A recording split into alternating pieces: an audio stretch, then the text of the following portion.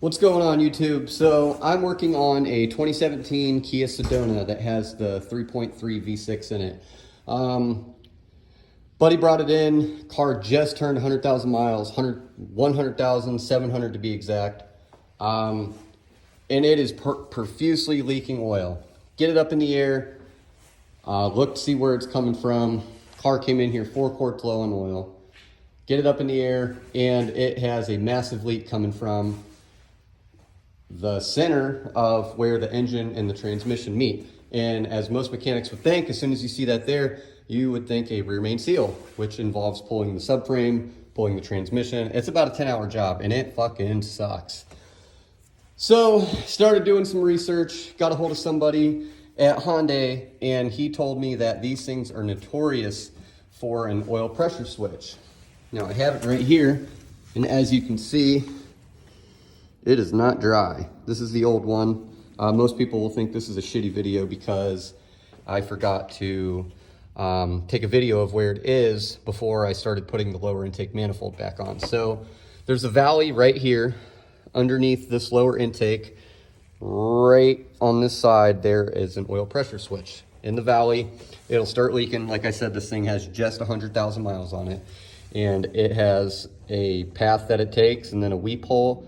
And then that goes, the weep hole ends up going right where the engine and the transmission meet, which from all the videos that I've watched, people have, pulled this apart and put rear main seals in them, and that not being the problem. What a bummer if you have to do that. Probably gonna be 3 hours in this job total compared to 10 hours of pulling the transmission and putting a rear main in it. But yeah, so if you have this issue, you have oil leaking between the motor and the tranny, I would definitely attempt this first. With the gaskets, the upper gaskets, the lower gaskets, and the sensor, I think I'm right at $100. I could actually even get Kia part numbers for you guys.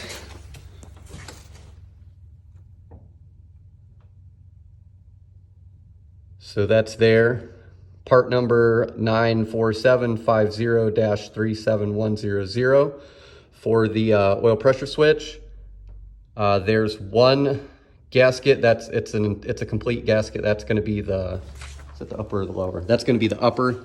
Part number 29215-3CFA1. And then there's 6 individual gaskets for the lower. Part number 28215-3CFA0. I hope this is able to help somebody doing the same repair. It's crazy that these sensors, only have a shelf life of 100,000 miles, it looks like, considering I'm not the only one who's had to do this job, and that there's tons of failures on this. But I'm glad that I caught it. I'm glad that I didn't pull this thing apart and put a rear main seal on it. That would have been really shitty for the customer. But yeah, I mean, first glance, as a mechanic, that's what you would look at it and see it, considering where it was leaking at. But I hope this is able to help someone. Have a good one, guys.